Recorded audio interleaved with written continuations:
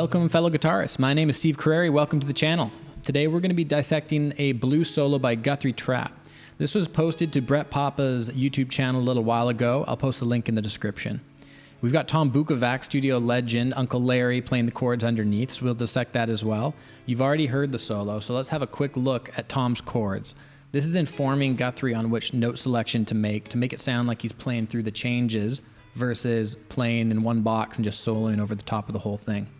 Let's take a deep dive.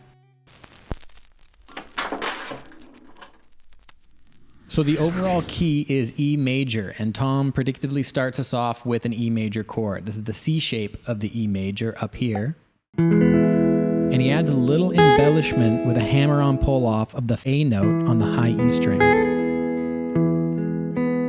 Next up we have the E7 chord, but instead of this common shape, we get this little beauty. Tom drops the bass note from the E to the D, creating the 7 sound in an unexpected place.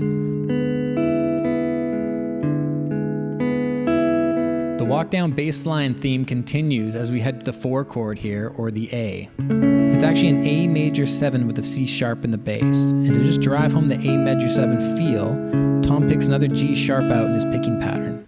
Here we go from the major 7 sound to a minor 7, and plays this huge handful of a chord. The last chord in the walk down sequence is the A minor 6/C. We take the 7 or G from the previous chord and change it to an F sharp, like so.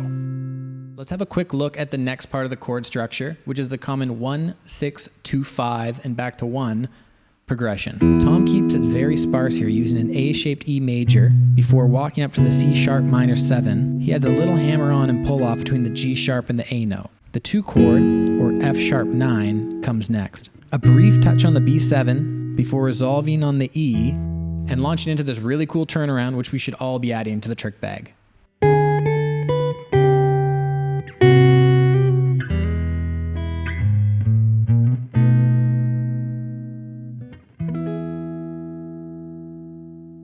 Okay, now that we know what Tom is playing underneath, let's take a look at Guthrie's note choices and see if we can expand our own playing with some of his ideas. You know that the song is in E major, and Guthrie sits in the C shape E scale for most of this solo. So when you're soloing along to the backing track, which you can find down below in the description, you can use this shape, or this shape.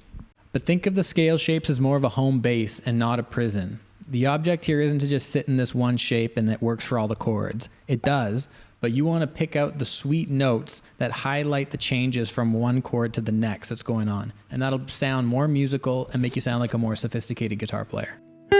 His first lick is right in the E major scale and lands on the 5th of the A major 7 chord played beneath it.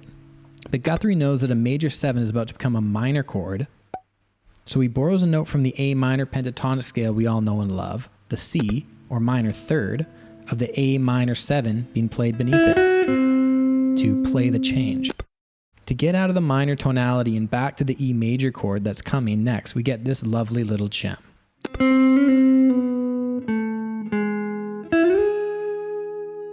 That little hammer-on pull-off on the minor 3rd to major 3rd and slide down to the B sets us up perfectly to land back on the G sharp, which is the 3rd of E major.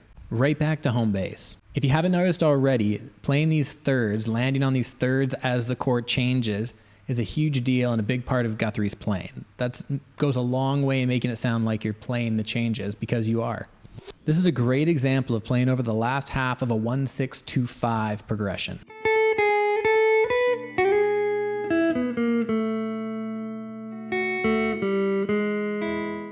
We come in on the 2 chord, F sharp 9, and Guthrie immediately reminds us it's a 9 chord in his solo by heavily featuring the G sharp. Remember, G sharp is not only the 9 of F sharp, but it's also the 3rd of our home bass, E major.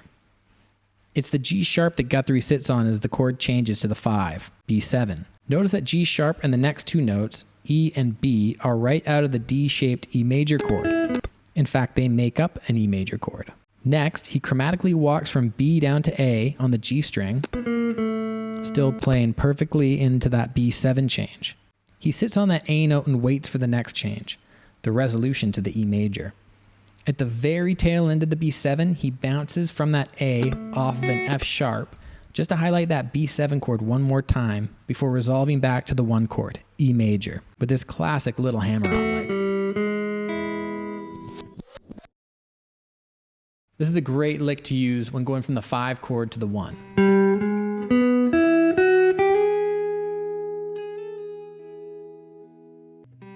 Guthrie approaches the 3rd of the E, G sharp, from a half step down before moving through an arpeggiated E major and finishing the lick by once again approaching the 3rd from a half step down. Check out how perfectly this lick lines up with our C-shaped E major we've been utilizing.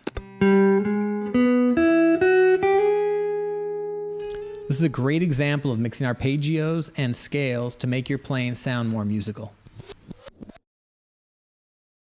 Here's a good one to experiment with when playing over minor chords.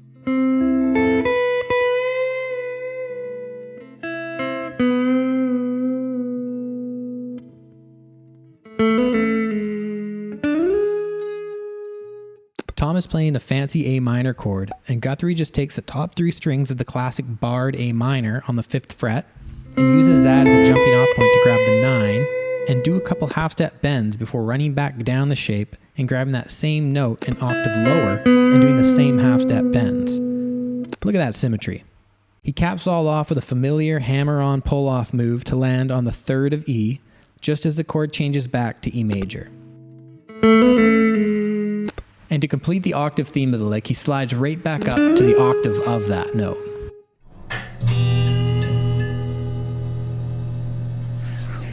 All right, that's all I got for you today. Thanks so much for sticking around to the end of the video. I hope you enjoyed it. Got a lot more of these deep dives coming down the pipe. And if you enjoyed what you saw, leave a comment, subscribe, and check the description below for the backing tracks, the chord sheets, and the tabs so you can dive even deeper into this one. Till next time, have a good one.